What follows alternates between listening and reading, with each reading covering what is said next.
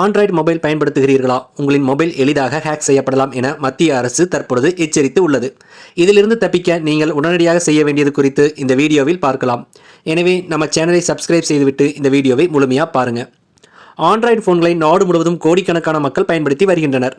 இந்த நிலையில் மத்திய அரசு ஆண்ட்ராய்டு மொபைல் பயன்படுத்துபவர்களுக்கு முக்கிய பாதுகாப்பு எச்சரிக்கை ஒன்றை விடுத்துள்ளது. கூகுள் வெளியிட்ட அறிவிப்பின் பின்னணியில் இந்த எச்சரிக்கை விடுக்கப்பட்டுள்ளது. குறிப்பாக ஆண்ட்ராய்டு போன்கள் ஹேக்கர்கள் கையில் சிக்கும் வாய்ப்பு அதிகமாக உள்ளது.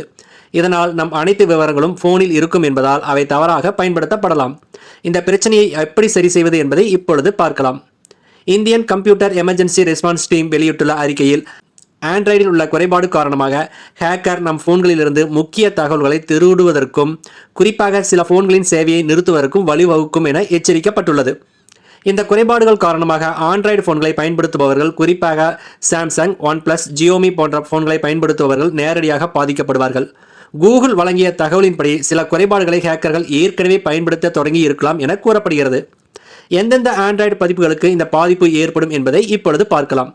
தற்பொழுது பயன்படுத்தப்படும் அனைத்து ஆண்ட்ராய்டு பதிப்புகளும் குறிப்பாக ஆண்ட்ராய்டு 13, 14, 15 மற்றும் சமீபத்தில் வெளியான ஆண்ட்ராய்டு 16 வரை பாதிக்கப்படலாம் என கூகுள் வெளியிட்டுள்ள அறிக்கையில் குறிப்பிடப்பட்டுள்ளது. இதன் மூலம் பயனர்களின் தனிப்பட்ட தகவல்கள் திருடப்படலாம் என கூகுள் எச்சரித்துள்ளது. கூகுள் இந்த சிக்கல்களை சரி செய்யும் வகையில் புதிய அப்டேட்டை வெளியிட்டுள்ளது. பயனாளர்கள் இந்த அப்டேட்டை தங்களது போனில் நிறுவுவதன் மூலம் தங்களுக்கு வரும் ஆபத்திலிருந்து பாதுகாத்துக்க முடியும். இந்த அப்டேட் கூகுள் பிக்சல் போன்களுக்கு மட்டுமல்லாமல் சாம்சங், ஒன்பிளஸ், ஜியோமி போன்ற நிறுவனங்களுக்கும் அடுத்தடுத்த சில நாட்களில் அப்டேட்டை வழங்க உள்ளன. இப்போது எப்படி அப்டேட் செய்வது என்பதை பற்றி பார்க்கலாம்.